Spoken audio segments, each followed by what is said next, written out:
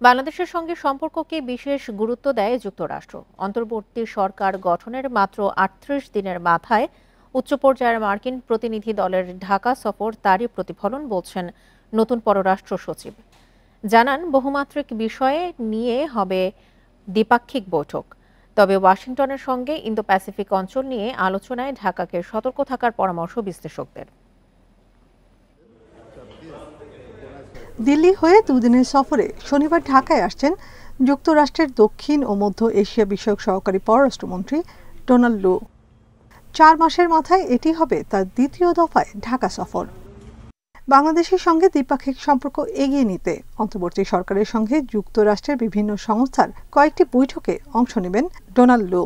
মার্কিন প্রতিনিধি দলটির নেতৃত্ব দেবেন দেশটির রাজস্ব ও অর্থ দপ্তরের সহকারী আন্ডার সেক্রেটারি ব্রেটন নেইম্যান। সঙ্গে থাকবেন যুক্তরাষ্ট্রের জাতীয় নিরাপত্তা পরিষদের জ্যেষ্ঠ পরিচালক লিন্ডসে ফোর্ডও। নতুন প্রেক্ষাপটে বাংলাদেশকে অর্থনৈতিকভাবে আরও শক্তিশালী করে তুলতে সহায়তা দিতে চায় যুক্তরাষ্ট্র। তা নিয়েই আলোচনা করবে ঢাকা ওয়াশিংটন। এই অন্তর্বর্তীকালীন সরকার আসার পরে মার্কিন যুক্তরাষ্ট্রের যে প্রতিনিধি দল তাদের আসার মধ্য দিয়ে মার্কিন যুক্তরাষ্ট্র যে বাংলাদেশের সাথে তাদের সম্পর্ককে গুরুত্ব দেয় তার একটা বড় প্রতিফলন। এবং আপনারা দেখেছেন এর কম্পোজিশনটা, এর মধ্যে আপনারা জেনেছেন সেই কম্পোজিশনে বোঝা যায় যে এই আলোচনাটা বহুমাত্রিক হবে। ইন্দো প্যাসিফিক অঞ্চলে স্থিতিশীলতা রক্ষায় ঢাকার সঙ্গে নিরাপত্তা সহ আইপিএস ইস্যুতেও আলোচনায় আগ্রহী ওয়াশিংটন। এক্ষেত্রে সতর্ক থাকার পরামর্শ বিশ্লেষকদের।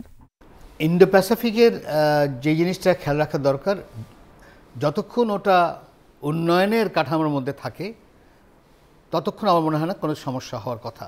কিন্তু ওটা যদি নিরাপত্তার কাঠামো থাকে, যে নিরাপত্তার কাঠামোর মধ্যে যে থাকে যে আমার সাথেই সম্পর্ক করতে হবে, অন্য দেশের সাথে আমি সম্পর্ক করতে পারবো না, তারে কিন্তু ওখানে সমস্যা তৈরি হবেই। বিশ্লেষকরা বলছেন, বর্তমান বৈশ্বিক পরিস্থিতিতে অর্থনীতি, বাণিজ্য সহ দ্বিপাক্ষিক সম্পর্ক সম্প্রসারণে কৌশলী ও ভারসাম্য নীতি বজায় রাখা উচিত বাংলাদেশের। নাফিজাতুল্লাহ, ইন্ডিপেন্ডেন্ট নিউজ, ঢাকা। সব সরকারের আমলে ক্ষমতাসীনদের ব্যবসায়িক অংশীদার বানিয়ে সরকারি অর্থ লুটপাটের অভিযোগ উঠেছে ওরিয়ন গ্রুপের বিরুদ্ধে।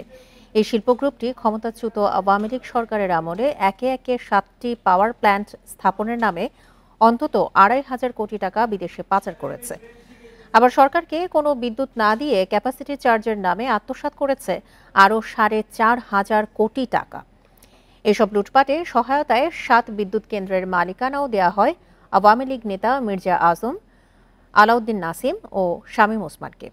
ইন্ডিপেন্ডেন্ট টেলিভিশনের অনুসন্ধানে সরকারি অর্থ লুটপাটের এই চিত্র পাওয়া গেছে। টিআইবি বলছে, এসব লুটপাটে জড়িতদের দ্রুত শাস্তির আওতায় আনা দরকার। Digital power and associates limited নারায়ণগঞ্জের গগননগরের ১০২ মেগাওয়াটের বিদ্যুৎ কেন্দ্র। এই বিদ্যুৎ কেন্দ্রে অরিয়নের মালিকানায় ৬০%, বাকি ৪০%-এর মালিকানা দেয়া হয় আওয়ামী লীগের সাবেক মন্ত্রী মির্জা আজম ও তার ৩ ভাই মির্জা গোলাম কিবরিয়া, মির্জা গোলাম রাব্বানী ও মির্জা জিল্লুর রহমানকে। নারায়ণগঞ্জের সিদ্ধিরগঞ্জের অরিয়ন গ্রুপের আরেকটি বিদ্যুৎ কেন্দ্র ১০০ মেগাওয়াটের Dutch Bangla power and associates. এতে অরিয়নের ৭০% মালিকানা রেখে বাকি ৩০% দেয়া হয় আওয়ামী লীগের সাবেক এমপি আলাউদ্দিন আহমেদ চৌধুরী নাসিম ও তার ভাই জামাল উদ্দিন আহমেদকে।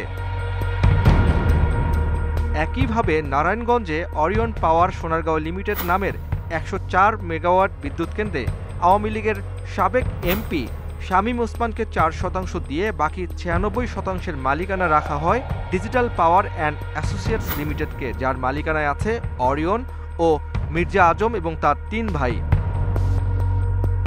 অনুসন্ধান বলছে, খুলনার জাবুসায় অবস্থিত ১১০ মেগাওয়াটের উৎপাদন ক্ষমতার অরিয়ন পাওয়ার রূপসা লিমিটেডের যৌথ মালিকানায় আছে digital power and associates limited. সঙ্গত কারণে এই বিদ্যুৎ কেন্দ্রেও মির্জা আজম ও তার ৩ ভাইয়ের অংশীদারিত্ব আছে। আবার মুন্সিগঞ্জের গজারিয়ায় ৬৩৫ ওয়াটের বিদ্যুৎ কেন্দ্রে অরিয়ন পাওয়ার ইউনিট 2 ঢাকার মালিকানায় রাখা হয় অরিয়ন গ্রুপের পাশাপাশি চীনের ফুজিয়ান লং এনার্জি এবং দুবাইয়ের ফার্স্ট জেন এনার্জি নামের 2 কোম্পানিকে। অবাক করার বিষয় হচ্ছে, ওই 2 বিদেশি কোম্পানির মালিকও অরিয়ন গ্রুপের চেয়ারম্যান ওবায়দুল করিম ও তার ছেলে সালমান ওবায়দুল করিম। আদতে অর্থ পাচারের সুবিধার্থে দুবাই ও চীনের এই দুই কোম্পানিকে ব্যবহার করা হয় বলে অভিযোগ আছে। এই বিদ্যুৎ কেন্দ্রের জন্য 1076 কোটি টাকার ব্যাংক ঋণ নিলেও এখনও বিদ্যুৎ উৎপাদন করা সম্ভব হয়নি। ওরিয়ন পরিবারের মালিকানাধীন সৌর বিদ্যুৎ কেন্দ্র মোংলার এনার্গন রিনিউয়েবল লিমিটেড চীন ও দুবাইয়ের প্রতিষ্ঠান দুটি শেয়ার রয়েছে। মূলত এই দুই বিদ্যুৎ কেন্দ্রের কেনাকাটা আর বিনিয়োগের বিপুল পরিমাণ অর্থ চীন ও দুবাইয়ের প্রতিষ্ঠান দুটির মাধ্যমে পাচার করা হয়। তবে অরিয়ন পাওয়ার মেঘনাঘাট লিমিটেড নামের এই বিদ্যুৎ কেন্দ্রের একক মালিকানায় রয়েছে অরিয়ন গ্রুপ। পরিসংখ্যান বলছে এই 7টি বিদ্যুৎ কেন্দ্রের নামে বিভিন্ন সময়ে ব্যাংক থেকে ঋণ নেওয়া হয়েছে 5,233 কোটি টাকা। আর ব্যাংক ঋণ পাওয়াতে সহায়তায় ছিলেন বিদ্যুৎ কেন্দ্রের মালিকানায় থাকা আওয়ামী লীগ নেতারা। আমরা যারা কোনো না কোনোভাবে রাজনীতির সাথে সংশ্লিষ্ট, তারা আমাদের এই রাজনৈতিক অবস্থানটাকে, সেটা দলীয় জনপ্রতিনিধিত্বই হোক বা দলের নেতাকর্মী হিসাবে হোক, এই অবস্থানটাকে অপব্যবহার করে আমি ব্যবসার নামে অনিয়ম দুর্নীতি করে, আমরা যারা ব্যবসা করেন তাদেরকে আমার সাথে সংশ্লিষ্ট করে আমি অনিয়ম দুর্নীতিতে জড়িয়ে পড়ব।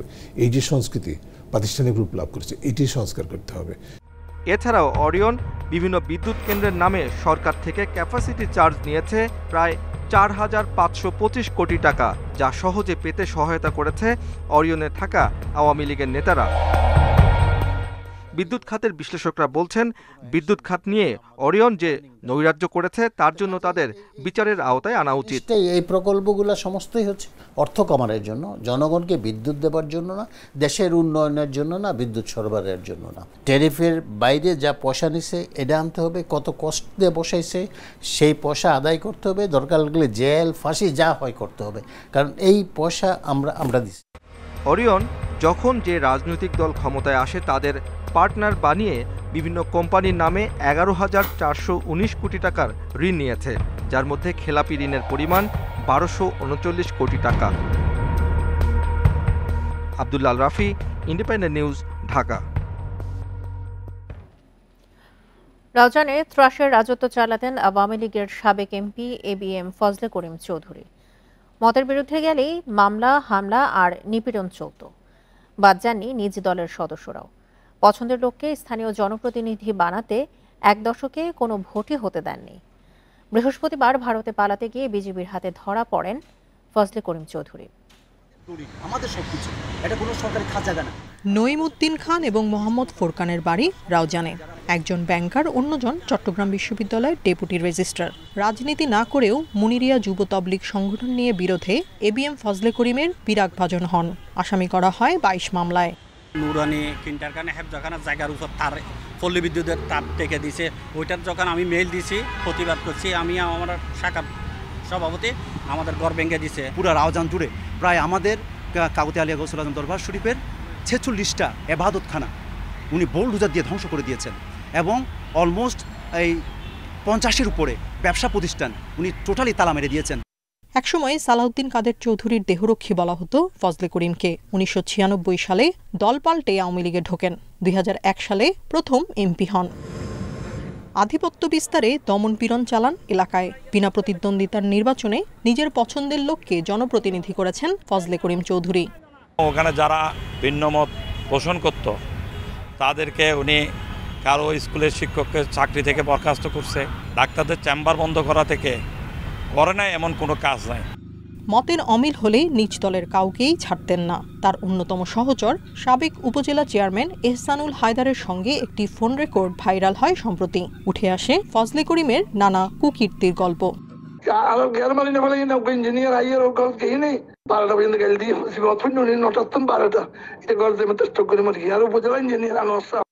2015 সালে নৌকা প্রতীকে পৌর মেয়র নির্বাচিত হয়েও ফজলে করিমের দাপটে কার্যালয়ে যেতেই পারেননি দেবাশিস পালিত। এমন নানা ঘটনায় এখন 9 মামলার আসামি সাবেক এই এমপি। Independent news. ঝিনাইদহ 1 আসনের সাবেক সংসদ সদস্য নায়েব আলী জোয়ারদারকে গ্রেপ্তার করা হয়েছে। রাতে জেলা শহরের আরাবপুর বাসস্ট্যান্ড থেকে তাকে গ্রেপ্তার করে র্যাব। সংস্থাটির পক্ষ থেকে বিষয়টি নিশ্চিত করা হয়েছে। র্যাব জানায়, গত 4 আগস্ট ঝিনাইদহ সদর উপজেলায় হামলা, ভাঙচুর ও অগ্নিসংযোগের ঘটনায় করা পৃথক 2টি নাশকতার মামলায় নায়েব আলী জোয়ারদারকে গ্রেপ্তার করা হয়েছে। পরে তাকে পুলিশের কাছে হস্তান্তর করা হয়। গত ৫ আগস্ট অভ্যুত্থানে হাসিনা সরকারের পতনের পর সাবেক বেশ কয়েকজন মন্ত্রী, সংসদ সদস্য গ্রেপ্তার হয়েছেন। নায়েব আলী জোয়ারদার ঝিনাইদহ ১ আসনে আওয়ামী লীগ মনোনীত সংসদ সদস্য ছিলেন।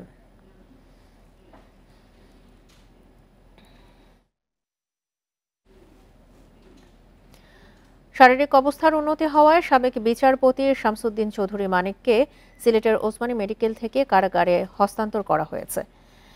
বৃহস্পতিবার বিকেলে কারা কর্তৃপক্ষের কাছে তাকে হস্তান্তর করা হয়। গত ২৩ আগস্ট রাতে সিলেটের কানাইঘাট সীমান্ত দিয়ে ভারতে পালিয়ে যাওয়ার সময় বিজিবি তাকে আটক করে।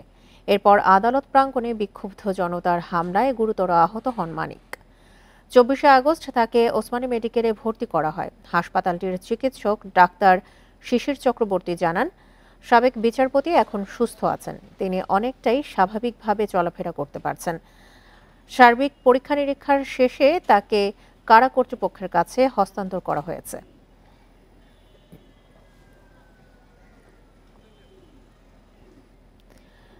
কক্সবাজারে পাহাড় ধসে মা ও ২ শিশু মেয়ের মৃত্যু হয়েছে। জীবিত উদ্ধার করা হয়েছে শিশু দুটির বাবাকে। মধ্যরাতে ঝিলংজায় ইউনিয়নে ভারী বৃষ্টি হয় এবং পাহাড় ধসের ঘটনা ঘটে। এতে দুমড়ে মুচড়ে যায় ঘরটি। মাটি চাপা পড়েন ঘরে থাকা ৪ জনই। তাৎক্ষণিকভাবে শিশু দুটির বাবা মিজানুর রহমানকে জীবিত উদ্ধার করেন স্থানীয়রা। তবে ২ শিশু নাইমা ও লতিফা এবং তাদের মা আঁখি মনিকে উদ্ধার করা যায়নি। পরে তাদের মরদেহ উদ্ধার করে ফায়ার সার্ভিস। পাহাড়ের একদম ওই পাশে যে ৩ জন ছিল, মিজান ভাইয়ের একদম স্ত্রী এবং 2টা কন্যা সন্তান, ওরা 2জন একদম স্পট ডেট হয়েছে। স্থানীয় মানুষের আর প্রতি এলাকার মানুষের ডাকি, প্রতিবেশী মানুষ ডাকি, ইতারা হনরকম টানে টুনি বাইর করি। আর 3 জনের মাঝে ইতার একজন হইলে মিজানের বউ আর 2 হইলে ওর মাইও বউ। মিজানের ওয়াইফ এবং ওর 2টা বাচ্চা নিয়ে ওরা মাটির নিচে চাপা পড়েছিল। মিজান একটু ডান পাশে করেছিল, সেজন্য ওর অর্ধেক শরীর মাটির নিচে ছিল, তাই ওনাকে জীবিত উদ্ধার করা হয়েছে। এ নিয়ে আরো জানাতে কক্সবাজার থেকে যোগ দিচ্ছেন সহকর্মী তৌফিকুল ইসলাম। তৌফিকুল, পাহাড় ধসের ঘটনার এখন সবশেষ তথ্য নিয়ে জানাবেন, আর সেই এলাকাতে এখন পর্যন্ত যারা রয়েছেন তাদেরকে কি সরানোর কোনো ব্যবস্থা করা হয়েছে কিনা?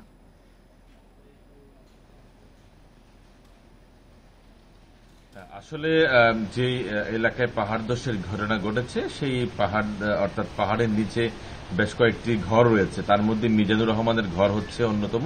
তার বাসার পেছনে পাহাড় থেকে মাটি চাপা পড়ে একই পরিবারের, আপনি যেমনটি বলছিলেন, মিজানুর রহমানের স্ত্রী এবং 2 কন্যা সন্তান, 2জনই মারা গেছে। তবে আসলে শুধু ওই এলাকা নয়, কক্সবাজারের বেশিরভাগ এলাকা পাহাড়ি এলাকা। যেহেতু কক্সবাজারের শহরে জমির দাম অধিক হওয়ার কারণে অনেকেই পাহাড়ের চূড়া কিংবা পাহাড়ের নিচে সরকারি জমিতে বসবাস করছে। তবে গত 2 দিন ধরে ভারী বৃষ্টিপাতের কারণে জেলা প্রশাসনের পক্ষ থেকে বারবার বলা হচ্ছিল যে পাহাড়ে ঝুঁকিপূর্ণভাবে যারা বসবাস করছেন তারা যাতে নিরাপদে সরে যায়। কিন্তু আসলে প্রশাসনের এমন বার্তা, যখন বৃষ্টিপাত হয় বা ভারী বৃষ্টি হয়, পাহাড় ধসের যে আশঙ্কা থাকে, তখন এই ধরনের কিন্তু প্রশাসনের সজাগ হওয়ার দৃশ্য আমরা দেখি। কিন্তু আসলে কে শুনে কার কথা?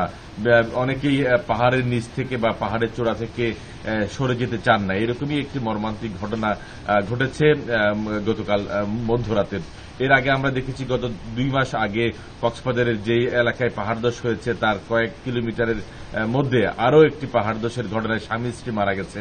এরকম আমরা ঘটনা ঘটছে প্রতি বছর। কিন্তু বর্ষায় ভারী বৃষ্টিপাত যখন হয় তখন পাহাড় ধসের ঘটনায় কক্সবাজারে এরকম মৃত্যুর সংখ্যা আমরা বাড়ে বলে আমরা দেখেছি। তবে এটি আসলে সচেতনতার অভাবকেই দায়ী করছেন, যেহেতু যে নিরাপদ জায়গায় যদি ভারী বৃষ্টিপাত যখন হয়, পাহাড় ধসের যে আশঙ্কা থাকে, তখন তারা নিরাপদ আশ্রয়ে চলে যেতে চান না। শুধু আসলে কক্সবাজার শহরের পরিস্থিতি নয়, আপনি জানেন বিশাল একটা জনগোষ্ঠী রোহিঙ্গা জনগোষ্ঠী রয়েছে, রোহিঙ্গারাও কিন্তু পাহাড়ের নিচে বসবাস করছে। আমরা বিভিন্ন প্রতি বছর বর্ষার সময় রোহিঙ্গা ক্যাম্পে পাহাড় ধসের ঘটনা এরকম আমরা দেখেছি। তবে আজকের যে বিষয়টি সেটি অনেকটা মর্মান্তিক, যে মিজানুর রহমান তার স্ত্রী এবং 2 কন্যা সন্তান মারা গেছে এবং সেখানে মিজানুর রহমানই কিন্তু মাঠে চাপা পড়েছিল। তাকে স্থানীয় লোকজন জীবিত উদ্ধার করে এবং পরে দমকল বাহিনীর কর্মী এবং স্থানীয়দের সহযোগিতায় বাকি 3 জনকে মাটির নিচ থেকে উদ্ধার করে এবং তারা মারা গেছেন। আমি উপজেলা নির্বাহী কর্মকর্তার সাথে কথা বলেছি, তিনি আমাকে জানিয়েছেন নিহতের পরিবারের দাফন কাফনের জন্য তারা সরকারিভাবে অর্থ দিবেন বলে তিনি আমাকে জানিয়েছেন। পাহাড় ধসের ঘটনা নিয়ে জানাচ্ছিলেন আমাদের সহকর্মী তৌফিকুল ইসলাম। এদিকে আগামী 3 দিন চট্টগ্রাম বিভাগের ফেনী, কক্সবাজার, নোয়াখালী, কুমিল্লা সহ 8 জেলার নিম্নাঞ্চল প্লাবিত হতে পারে। এছাড়া বরিশাল এবং খুলনা বিভাগের নদীতে বাড়তে পারে পানি। বৃহস্পতিবার এই তথ্য জানিয়েছে বন্যা পূর্বাভাস ও সতর্কীকরণ কেন্দ্র। এদিকে এরই মধ্যে কক্সবাজারে ভারী বৃষ্টি ও পাহাড়ি ঢলে শতাধিক গ্রাম প্লাবিত হয়েছে। বুধবার রাত থেকে কক্সবাজারের বিভিন্ন জায়গায় টানা বৃষ্টিতে এই অবস্থার সৃষ্টি হয়। এতে জেলায় লক্ষাধিক মানুষ পানিবন্দী হয়ে পড়েছেন। পানিতে তলিয়ে গেছে বীজতলা, পানের বরজ এবং সবজির ক্ষেত। টেকনাফে 2 দিনের ভারী বর্ষণে 20টি গ্রাম প্লাবিত হয়েছে। বাঁকখালী এবং মাতামুহুরী নদীর পানি বিপদসীমার ওপর দিয়ে প্রবাহিত হচ্ছে। বৃহস্পতিবার বিকেল থেকে পাহাড়ে ঝুঁকিপূর্ণভাবে বসবাস করা মানুষকে নিরাপদ স্থানে সরে যেতে মাইকিং করা হয়েছে। এছাড়া হোটেল মোটেল জোনে জলাবদ্ধতায় ভোগান্তি বেড়েছে পর্যটকদের।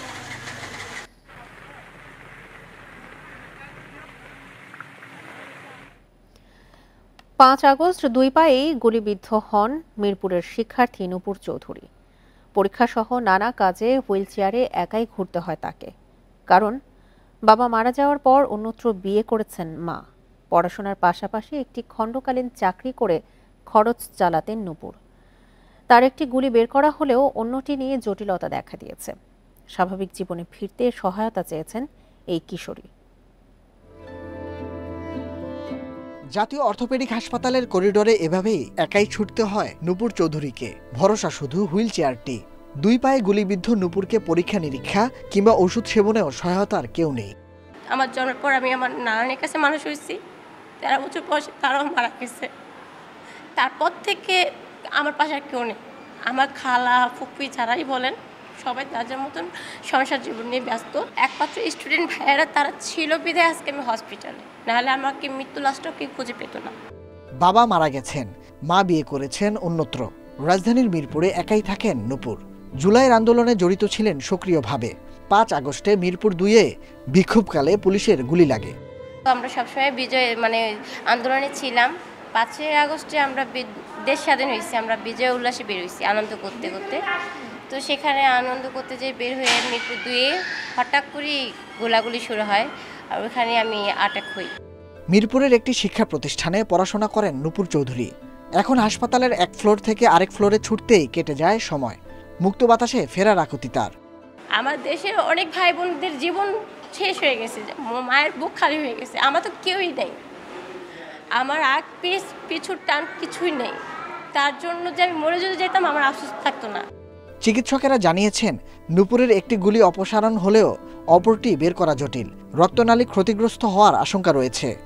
আরেকটা গুলি এমনভাবে লেগেছে যে একদম পুরো রক্তনালীর কাছে লেগে আছে। এখন যদি ওটা যদি বের করতে যাওয়া হয় তাহলে রক্তনালী ইনজুরি হতে পারে। আমরা একটা মেডিকেল বোর্ড করেছি, আমরা জেনেছি, আমরা সিদ্ধান্ত নিয়েছি যে ওইটা এখন আপাতত বের করার দরকার নেই। নূপুর একটু সাইকোলজিক্যাল ট্রমাতে আছে, তার ফ্যামিলিতে কেউ নাই। পড়াশোনার পাশাপাশি একটি প্রাইভেট প্রতিষ্ঠানে খণ্ডকালীন চাকরি করতেন এই তরুণী। সুস্থ জীবনে ফেরা ও জীবিকার জন্য চেয়েছেন সহায়তা। Nahid Kamal, independent news, Dhaka. একাদশ শ্রেণীর ক্লাস শুরুর 1 মাস পার হলেও বই পায়নি শিক্ষার্থীরা। 5 বিষয়ের বইয়ের পাণ্ডুলিপি এখনো চূড়ান্ত হয়নি। ফলে ভোগান্তিতে পড়েছেন শিক্ষার্থীরা। এনসিটিবি বলছে দ্রুত সময়ের মধ্যে বই ছাপানো শুরু হবে।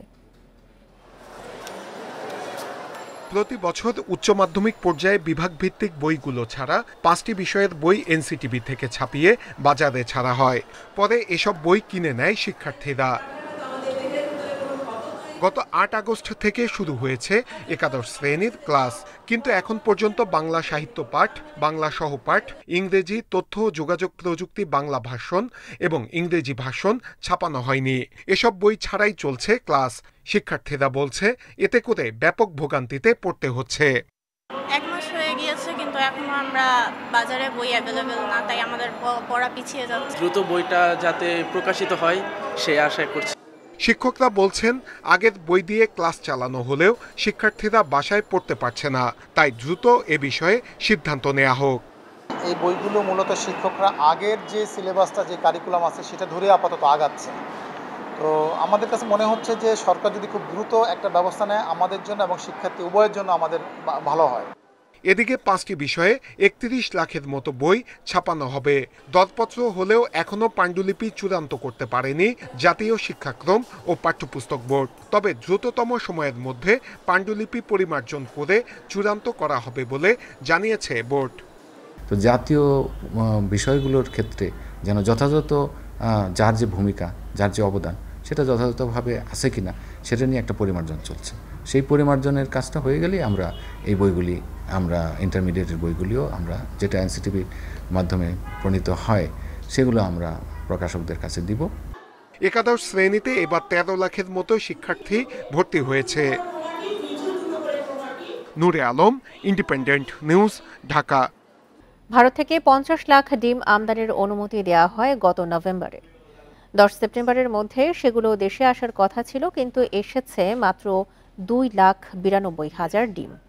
ব্যবসায়ীরা বলছেন ডলার সংকট ও রাজনৈতিক অস্থিরতায় ডিম আমদানি কম হয়েছে, ফলে ডিমের দাম তো কমেনি, বরং বেড়েছে।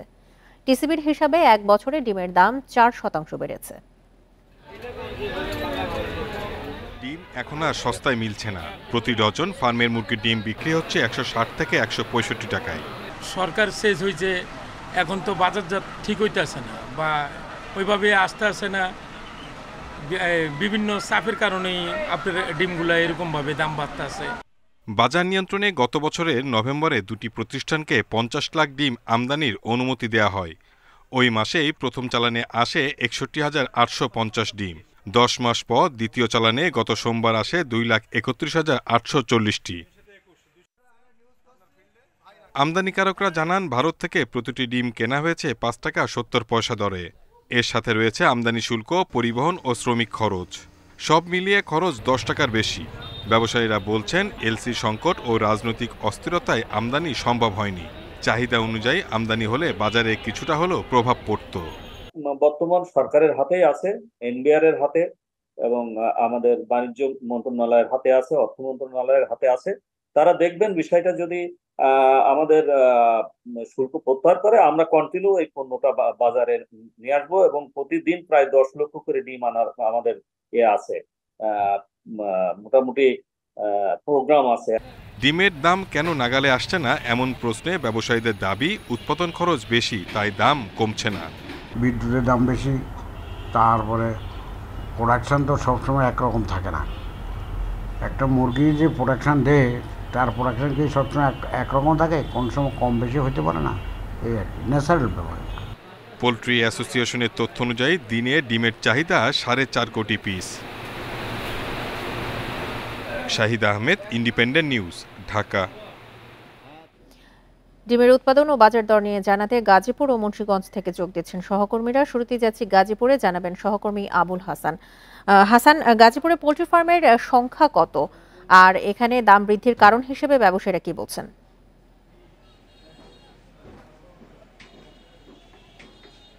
দেখুন, আজকে খুচরা বাজারে যে ডিমের দাম আমরা দেখেছি যে এখানে ডজন এক ডজন ডিম বিক্রি হচ্ছে 160 টাকা এবং হালিতে বিক্রি হচ্ছে 55 টাকা দরে। এবং এই বিষয়টি নিয়ে আমি প্রাণী সম্পদ কর্মকর্তার সঙ্গে কথা বলছিলাম। তিনি যেটি জানিয়েছেন যে গাজীপুরে যে ডিমের চাহিদা, সেই চাহিদা অনুযায়ী ডিমের কিন্তু উৎপাদন উদ্বৃত্ত আছে বলে তিনি আমাদেরকে জানিয়েছেন। এবং তিনি বলছেন যে খামারিরা যেটি অভিযোগ করছেন যে তাদের খাদ্যের দাম বেশি এবং উৎপাদন খরচ বেশি থাকায় তারা কিন্তু যে ডিমের দাম সেটি কমাতে পারে না, ফলে যে ডিমের দাম সেটি কিন্তু কিছুটা লাগামহীনভাবেই রয়েছে।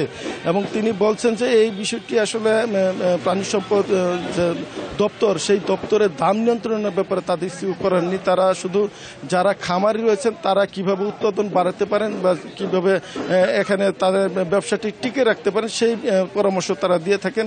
এবং তিনি বলছেন যে এরই মধ্যে অনেক প্রান্তিক খামারি কিন্তু উৎপাদন খরচ এবং ফিডের দাম বেশি থাকায় অনেক প্রান্তিক খামারের এর মধ্যে তাদের ব্যবসা বন্ধ করে দিয়েছেন। তবে এখন যে কোম্পানি বা যারা বেশি পুঁজির ব্যবসায়ী তারা কিন্তু এখন ব্যবসা করে যাচ্ছেন। এবং তিনি বলছেন যে অনেক আছেন যারা একটু লাভজনক যখন পরিস্থিতি হয় ব্যবসার তখন এখানে পুঁজি বিনিয়োগ করেন এবং এইভাবে তারা ব্যবসা করে থাকেন। ফলে এই যে পোলট্রির সংখ্যা সেটি আসলে তিনি এখন আমাদেরকে সঠিক পরিসংখ্যানটা দিতে পারেননি। তিনি বলছেন যে এর মধ্যে কিছু সংখ্যক পোলট্রি খামার বন্ধ হয়ে গেছে, আবার কোনো কোনো ক্ষেত্রে দেখা গেছে পরবর্তী মাসে আবার চালু হচ্ছে। এইভাবে কিন্তু এই ব্যবসাটি চলছে বলে তিনি আমাদেরকে জানিয়েছেন। এবং এখানে যে ব্যবসায়ীরা তারা যেটি বলছেন যে এখানে যারা খামারি আছেন তাদের থেকে 100 ডিম আনতে গিয়ে তাদের 1220 টাকা দিতে হচ্ছে এবং ন্যূনতম লাভে এখানে তারা কিন্তু খুচরা পর্যায়ে বিক্রি করছেন। ফলে তাদেরও তেমন কোনো লাভ হচ্ছে না বলে ব্যবসায়ীরা এখানে বলছেন। যারা এখানে মাঝারি পর্যায়ের ব্যবসায়ী রয়েছেন তারা এই অভিযোগটা করছেন। ফলে যে ডিমের যে বাজার দর সেটি কিন্তু লাগামহীনভাবে চলছে এবং দিনকে দিন এই সংখ্যার এই যে ডিমের দাম সেটি কিন্তু বেড়ে যাচ্ছে। ফলে এখানে যারা ক্রেতা রয়েছেন তাদের কিন্তু নাভিশ্বাস অবস্থা। তারা বলছেন যে নিম্নবিত্ত এবং মধ্যবিত্ত মানুষের কিন্তু প্রোটিনের যে চাহিদা সেটি কিন্তু ডিম থেকে তারা নেওয়ার চেষ্টা করেন এবং এটি যখন নাগালের বাইরে চলে যায় তখন তাদের আসলে একটু দুর্ভোগে পড়তে হচ্ছে। এবং তারা বলছেন এক্ষেত্রে বাজার যে মনিটরিং সেটি যদি জোরদার করা হয় এবং সরকার এক্ষেত্রে ভর্তুকি দেয় ব্যবসায়ীদের তাহলে হয়তো এই ডিমের দাম কিছুটা নিয়ন্ত্রণে আসবে। যে আবুল, আমরাও চাচ্ছি যে এই দাম নিয়ন্ত্রণে আসুক। আপনি আমাদের সঙ্গে থাকুন। এবার আমরা যাচ্ছি মুন্সিগঞ্জে, সেখান থেকে জানাবেন আমাদের সহকর্মী জিতু রায়। জিতু রায়, একই বিষয় আপনার কাছেও জানতে চাই, মুন্সিগঞ্জে পোল্ট্রি ফার্মের সংখ্যা কত, দাম বাড়ার কারণ হিসেবে ব্যবসায়ীরা কি বলছেন এবং পোল্ট্রি অ্যাসোসিয়েশন থেকে কি কিছু জানা গেছে কিনা? মুন্সিগঞ্জে পোল্ট্রি অ্যাসোসিয়েশন বা এই ব্যবসাটির সঙ্গে যারা জড়িত, প্রকৃতপক্ষে মুন্সিগঞ্জে পোল্ট্রি ফার্মের সংখ্যাটি তেমন উল্লেখযোগ্য সংখ্যার মতো নয়। কিন্তু এইখানে যে ডিমের আড়তগুলো রয়েছে, যে আড়তগুলো থেকে জেলার 6টি উপজেলাতে ডিম পৌঁছে যায়, আমরা কথা বলেছি পাইকারি যারা বিক্রি করছেন তাদের সঙ্গে এবং খুচরা বাজারে মুন্সিগঞ্জের প্রধান বাজারটিতেও আমরা কথা বলেছি এবং আমরা ক্রেতাদের সঙ্গেও কথা বলেছি। ডিমের বাজারের এই দর বা দামের অস্থিতিশীলতা কিন্তু সত্যিকার অর্থেই ভাবিয়ে তুলেছেন। কেননা আমরা এক এক পক্ষের কাছ থেকে এক এক ধরনের যুক্তি আমরা লক্ষ্য করতে পারছি। এখানে মুন্সিগঞ্জের প্রধান যে আড়তটি রয়েছেন হাটলক্ষ্মীগঞ্জে, আমরা তার সঙ্গে কথা বলেছেন। তিনি মালিক যেটি জানিয়েছেন যে এই যে ডিমের দাম ঊর্ধ্বগতি সেটির কারণ হিসেবে তিনি বলেছেন এই সময়টাকে গড় সিজন বলে তিনি আখ্যায়িত করেছেন, যেখানে ডিমের উৎপাদন কম হয়ে থাকে বর্ষার শেষ সময়টাতে, যার কারণে ডিমের দামটি বৃদ্ধি পেয়েছেন। তবে তিনি একই সাথে আবার পরামর্শ যেটি দিয়েছেন যে যদি ডিম যেখান থেকে বিক্রিগুলো হয় সখীপুর এবং ঢাকায় মূল জায়গা থেকে যদি এই ডিমের দামের প্রতি নিয়ন্ত্রণ বা টানা যায় তাহলে কিন্তু এই জেলা পর্যায়ের দামগুলো কিন্তু কমানো সম্ভব বলে তিনি দাবি করেছেন। খুচরা বাজারে যারা বিক্রি করছেন তাদের সঙ্গে কথা বলেছি, তারা আড়ত থেকে 50 টাকা বা 51 টাকা দরে কিনছেন এবং তারা 53 থেকে 55 টাকা দরে মুন্সিগঞ্জের বিভিন্ন বাজারগুলোতে বিক্রি করছেন। তারা যেটি বলছেন স্বল্প লাভেই এখানে তারা বিক্রি করছেন। তাদের কাছে কিন্তু খুচরা বাজারে এই দাম নিয়ন্ত্রণ বা দামকে কমিয়ে দেওয়া বা বাড়িয়ে দেওয়া তাদের কাছে কিছুই থাকে না। তারা বলছেন আড়তদারদের কথা, আড়তদাররা বলছেন যে এই বাজারটি নিয়ন্ত্রিত হয় একেবারে খামার পর্যায় থেকে অথবা যারা বিক্রি করেন বড় বড় কোম্পানিগুলো যারা ডিম বিক্রি করেন তাদের পর্যায় থেকে। আমরা উভয় পক্ষের এই কথাগুলো শুনেছি এবং ক্রেতাদের সঙ্গে কথা বলেছি। ক্রেতারা যেটি জানিয়েছেন পরিবর্তিত এই সময়ের মধ্যে তারা প্রত্যাশা করেছিলেন যে ডিমের দামটি অন্যান্য নিত্যপণ্য সাথে সাথে ডিমের দামটিও যেন কমে আসে।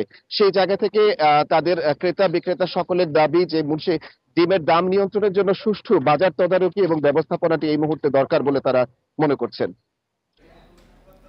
গাজীপুর এবং মুন্সিগঞ্জ থেকে জানাছিলেন আমাদের সহকর্মীরা। সপ্তাহের ব্যবধানে রাজধানীর বেশিরভাগ বাজারে বেড়েছে ব্রয়লার মুরগির দাম। এছাড়া ডিমের দামও বাড়তি, তবে কিছুটা কমেছে আলু ও পেঁয়াজের দাম। বাজার দর নিয়ে আরো জানাতে রাজধানীর কারওয়ান বাজার থেকে যোগ দিচ্ছেন সহকর্মী শাহিদ আহমেদ। শাহিদ, সপ্তাহের ব্যবধানে বাজার পরিস্থিতি আপনি কেমন দেখছেন? আর মুরগির দামের ঊর্ধ্বগতির কথা আমরা কয়েক সপ্তাহ ধরেই শুনছি, এটি আসলে কেন?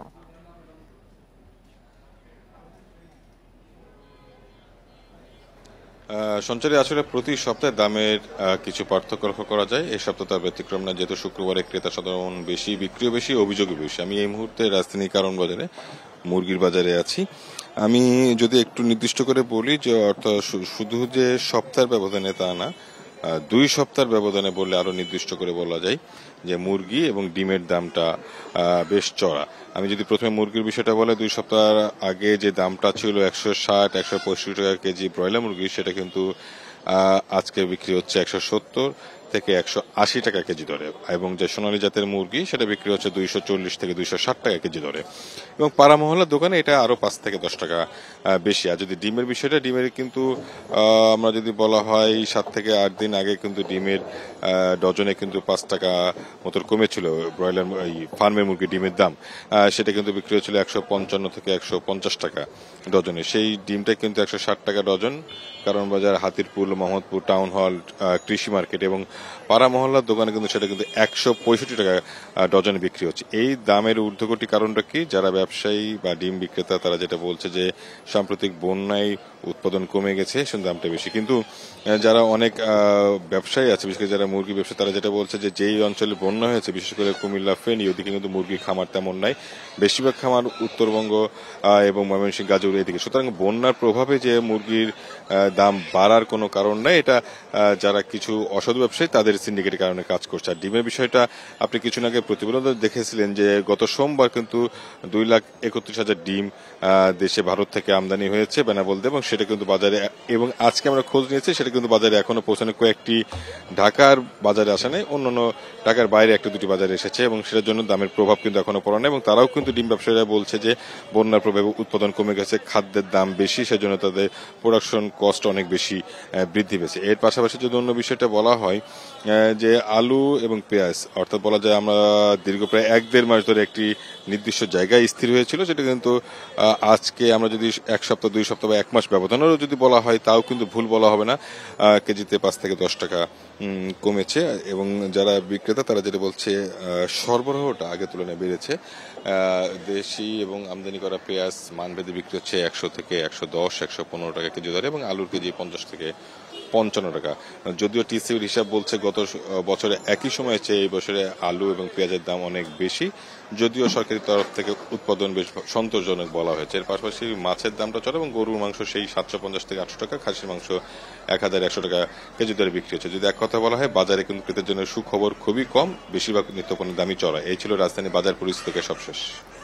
রাজধানীর বাজার পরিস্থিতি নিয়ে জানাচ্ছিলেন সহকর্মী শাহিদ আহমেদ। বরিশালে 15 বছর ধরে বন্ধ অবস্থায় মৎস্য উন্নয়ন কর্পোরেশনের মৎস্য অবতরণ ও পাইকারি মৎস্য বাজার কেন্দ্র। টাইলসের গুদাম হিসেবে ভাড়া দেওয়া হয়েছে কেন্দ্রটি, এতে রাজস্ব হারাচ্ছে সরকার। অন্যদিকে অব্যবহৃত অবস্থায় নষ্ট হচ্ছে আসবাবপত্র সহ মূল ভবন। আড়তদাররা জানিয়েছেন, অতিরিক্ত ভ্যাট আরোপ সহ সহায়ক পরিবেশ না থাকায় কেন্দ্রটি নিয়ে আগ্রহ হারিয়েছেন ব্যবসায়ীরা। 1985-86 সালে কীর্তনখোলার তীরে বরিশাল মৎস্য অবতরণ ও পাইকারি মৎস্য বাজার কেন্দ্র গড়ে ওঠে। তবে নানা জটিলতায় 21 বছর পর 2007 সালে শুরু হয় কেন্দ্রের কার্যক্রম। এরপরও 2 বছরের মধ্যে 2009 সালে কেন্দ্রটির বিষয়ে আগ্রহ হারান মাছ ব্যবসায়ীরা। তাদের দাবি, সরকারি অবতরণ কেন্দ্রটিতে অতিরিক্ত ভ্যাট আরোপের পাশাপাশি পর্যাপ্ত সুযোগ সুবিধার অভাবে পোর্ট রোড মৎস্য অবতরণ কেন্দ্রে ব্যবসা স্থানান্তর করা হয়েছে।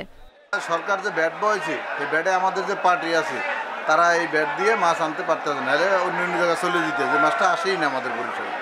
এই এক কষ্ট। আর যে সরকার যে বিএফডিসি মার্কেটটা আমাদের দেশে জায়গা হলে সীমিত জায়গা। 21 বছর ধরে অব্যবহৃত অবস্থায় ডরমিটরি ভবন, অফিস, আড়ত শেড, বরফকল, গভীর নলকূপ, হিমঘর, গাড়ি পার্কিং স্টেশন সহ নানা সরঞ্জাম। 2015 সালের দিকে 2টি টাইলস কোম্পানির গুদাম হিসেবে ভাড়া দেওয়া হয় অবতরণ কেন্দ্রটি। আমরা এটা ধরে রাখার জন্য প্রধান কার্যালয় থেকে যোগাযোগ করে চিঠি লেখালেখি করে আমরা টাইলসের গোডাউন হিসেবে ভাড়া দিছি মন্ত্রণালয়ের অনুমোদন করবে, এবং ওখান থেকে যে রাজস্বটা আসতেছে আমরা যে জনবল আছি তাদের বেতন ভাতাতে দিয়ে আমরা গভর্নমেন্টকে রাজস্ব আয় দিতে পারি। মৎস্য অবতরণ কেন্দ্রটির বিষয়ে প্রয়োজনীয় পদক্ষেপ নেওয়ার আশ্বাস দিয়েছেন জেলা প্রশাসক। পোর্ট রোডে নতুন করে যে মৎস্যের আড়ত চালু হওয়ার কারণে সেখানকার অবতরণ কেন্দ্রটাই সচল আছে। তো তো এই অবতরণ কেন্দ্রটি সচল করা যায় কিনা বা এটা কি পর্যায়ে আছে এটা সংশ্লিষ্ট বিভাগকে আমরা অবহিত করব। বরিশাল মৎস্য অবতরণ কেন্দ্রটি থেকে চালুর 2 বছরে রাজস্ব আদায় হয় গড়ে প্রায় 2 কোটি টাকা। Independent news. মৌলভীবাজারের বড়লেখায় 2 দফা বন্যায় রোপা আমনের বীজ তোলার সময় মতো প্রস্তুত হয়নি। এতে আবাদের চরম সংকট দেখা দিয়েছে চারার। দুর্দিনে কৃষকের পাশে দাঁড়িয়েছে দাসের বাজার উচ্চ বিদ্যালয়। খেলার মাঠে প্রায় 3 বিঘা জুড়ে আমনের বীজ বপন করা হয়, যা কৃষকদের মাঝে বিনামূল্যে বিতরণ করা হয়। সম্প্রতি মৌলভীবাজারের বড়লেখায় বন্যার পানিতে তলিয়েছিল ঘরবাড়ি, ফসলি জমি। অনেক জায়গা থেকে দীর্ঘদিনেও নামেনি পানি। বীজতলার জমি পানিতে তলিয়ে থাকায় আমনের চারা তৈরি নিয়ে দুশ্চিন্তায় পড়েন কৃষকরা। তবে কিছু শিক্ষা প্রতিষ্ঠানের খেলার মাঠে পানি ওঠেনি। এর মধ্যে দাসের বাজার উচ্চ বিদ্যালয় একটি। সেই সুযোগে বিদ্যালয়ের প্রধান শিক্ষক কৃষকদের কথা চিন্তা করে খেলার মাঠে আমনের বীজ বপনের উদ্যোগ নেন। প্রায় 3 বিঘা জমিতে কৃষি অধিদপ্তরের সহযোগিতায় বীজতলা তৈরি করা হয়। হালি নিয়ে চিন্তা করা লাগবে না কৃষকরা এখান থেকে হালি নিয়েই এই তাদের কাজ শুরু করতে পারবে। সেজন্য আমি তাদেরকে শনাক্ত করে দিয়েছি এই বীজতলা। বিনামূল্যে চারা বিতরণ করায় খুশি কৃষকরা। এরই মধ্যে জমিতে রোপণের কাজ শুরু করেছেন। এলাকাবাসীর পক্ষ থেকে আমরা স্যারকে ধন্যবাদ জানাচ্ছি এমন সুন্দর একটি উদ্যোগ নেওয়ার জন্য এবং কৃষকদের পাশে দাঁড়ানোর জন্য। রোয়ার মতো কোনো জায়গাত কোনো আলি এক গোছাও নাই যে একটা গোছা মারতাম। এখন আমরা সারে আমরা আলি ফালাইয়া আলি দিছই, এখানে আমরা অত্যন্ত খুশি হয়েছি। কৃষি বিভাগের তথ্যমতে বিতরণ করা চারা দিয়ে 34 মেট্রিক টন ধান উৎপাদনের আশা করা হচ্ছে। এক্ষেত্রে স্কুলের উদ্যোক্তাকে ধন্যবাদ জানাচ্ছি। পাশাপাশি আমাদের কৃষি বিভাগ যাতে এই ধরনের উদ্যোগ আরও গ্রহণ করতে পারে সেই জন্য আমি কৃষি অফিসারদেরকে আরও অনুরোধ করব। চারা তোলা শেষ হলে মাঠটি আবারও খেলাধুলার উপযোগী করা হবে জানিয়েছে বিদ্যালয় কর্তৃপক্ষ। Independent news. আর এ ছিল এখনকার মতো বিরতিহীন ইন্ডিপেন্ডেন্ট সংবাদে। ইন্ডিপেন্ডেন্ট টেলিভিশনের সব খবর আরও বিস্তারিত জানতে চোখ রাখুন ফেসবুক, ইউটিউব এবং এক্সে। ধন্যবাদ সবাইকে। আমন্ত্রণ পরের আয়োজনে।